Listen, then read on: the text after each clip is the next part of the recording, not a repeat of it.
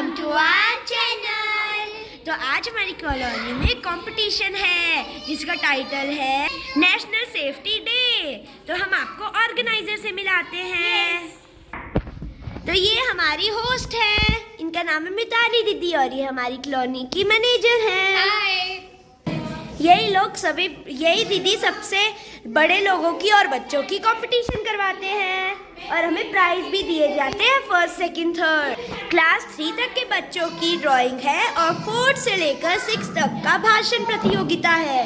Guys यहाँ छोटे बच्चों का भी हो रहा है। तो गाइस अब हम चिट निकाल रहे हैं, देखते हैं पहले कौन बोलेगा। ताशी। तो अब ताशी दीदी की बारी आएगी।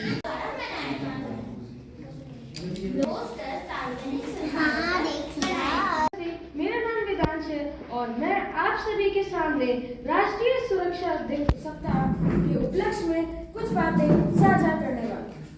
आज हम सब राष्ट्रीय सुरक्षा दिवस को मना रहे हैं। इस मौके पर हमें याद रखना चाहिए कि सुरक्षा हमारे जीवन में बहुत महत्वपूर्ण है।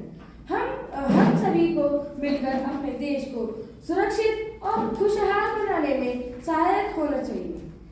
बच्चों के लिए हम यह साबित कर सकते हैं कि हम सावधान रहकर और एक दूसरे का ध्यान रखकर मदद कर सकते हैं। जब कभी भी बाइक पर सवारी करते हुए हेलमेट पहनना बहुत जरूरी है और सड़क पर उतरने से पहले दोनों तरफ देखना बहुत महत्वपूर्ण है।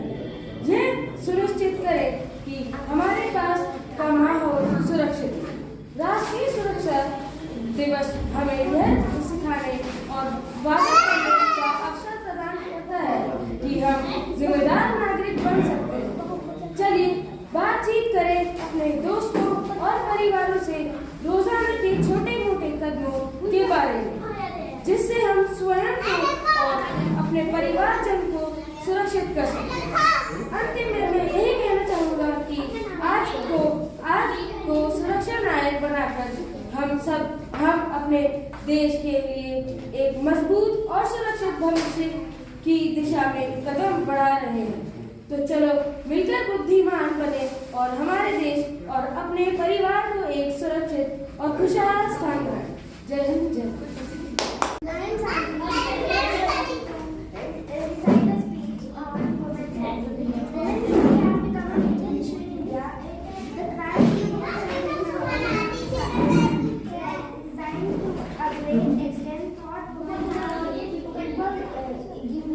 Equal rights as men. It is not followed completely yet. Men must taught to respect from an early age. They should not harm others. The same of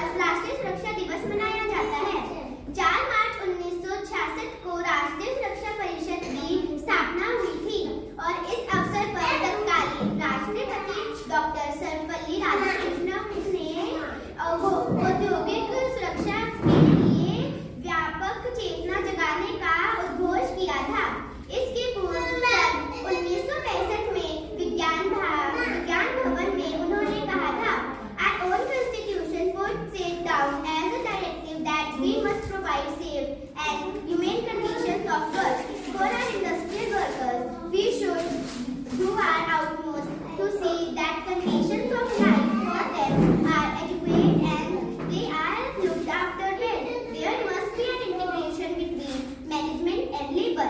उस संगोष्ठी के अंत में जो सिद्धांत प्रतिपादित किया गया वह था safety is as responsibility of management with active cooperation of workers and with the sanction and support of the government.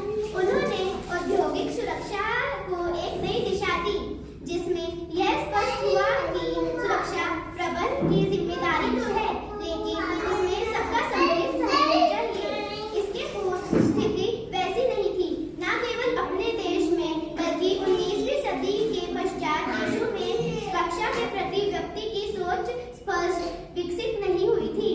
लोग भाग्य ईश्वर पर दुर्घटना के कारणों को थोप देते और निश्चित हो जाते थे। बाद में शिक्षा के प्रचार प्रसार से अनेक आंदोलन हुए। लोगों ने अपने अधिकार और कर्तव्यों के बारे में सोचा और अंत में 1930 में एक जर्मन वैज्ञानिक H.W. हेनरिच ने उद्घोष किया, दुर्घटना होती नहीं की जाती है। इसके पूर्व भारत में ही नहीं बल्कि अन्य देशों में भी ये माना जाता था कि जो होना होगा वही होगा या जो ईश्वर की इच्छा होगी वही होगा, उसके अधिक कुछ भी नहीं होगा। हेनरिच के विचारों से चिंतन में परिवर्तन हुआ। जो उसने कहा था कि कुछ कारण ऐसे हैं जो दिखाई नहीं देते, कुछ ऐसे हैं जो प्रत्यक्ष दिखाई पड़ते हैं। हमें गहराई में जाना पड़ेगा और दुर्घटना के मूल कारणों को खोजना होगा। जब यह भावना जगी कि दुर्घटना में हमारा हाथ है, हम ही असुरक्षित कर्मविधि एवं असुरक्षित परिस्थितियों को पैदा करते हैं, तो हम इसे दूर भी कर सकते हैं। यदि उन परिस्थितियों को दूर कर ले या मानवीय भूलों को सुधार कर ले। इसके साथ ही हेनरिच ने कहा था कि कोई दुर्घटना हठात नहीं होती बल्कि क्रमशः घटनाक्रम से आगे बढ़ती है। वह हमारे व्यक्तित्व से व्यवहार से आगे बढ़ती है। यदि घटनाक्रम को कहीं काट दिया जाए तो दुर्घटना और चोट से बचा जा सकता है। धन्यवाद। Everyone, my name is Mrityunjay and I am 10 years old. I am studying in 4th class and today I will tell you about safety. Do you know why do accidents occur? Accidents occur due to carelessness. When you are careless, then accidents can occur. You should not play with sharp objects like knife and scissors at your home.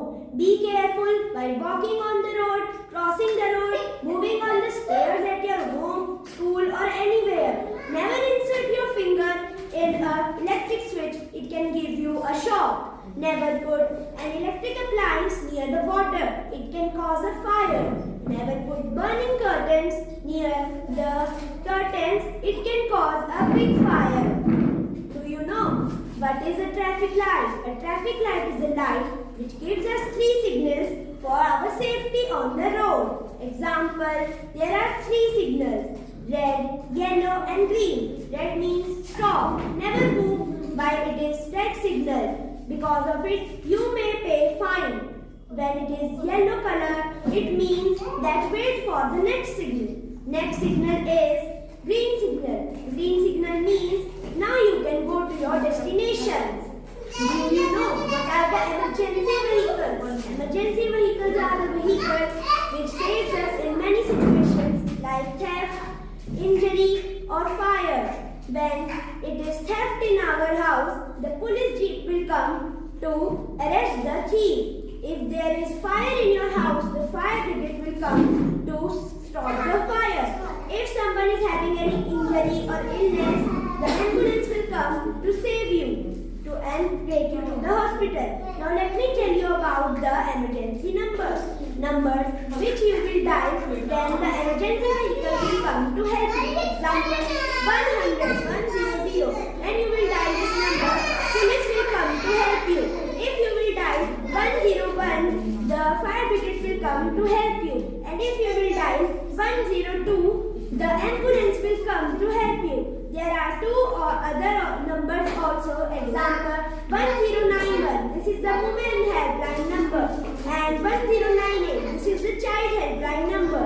Be safe. You're at home. Follow these rules to be safe. Thank you. Have a nice day. ये मेहुल बना रहा है और यहाँ पर अमान भी बना रहा है और हम आपको और भी बच्चों की दिखाते हैं। ये यहाँ नित्या बना रही है। दिखाओ नित्या। वाओ, ये देखो प्रांश की ड्राइंग। अभी प्रांश छोटा बच्चा है। Thank you for watching, like share and subscribe. देखो हमें क्या मिला। पार्टिसिपेट करने को और अभी तो प्राइज भी मिलेंगे।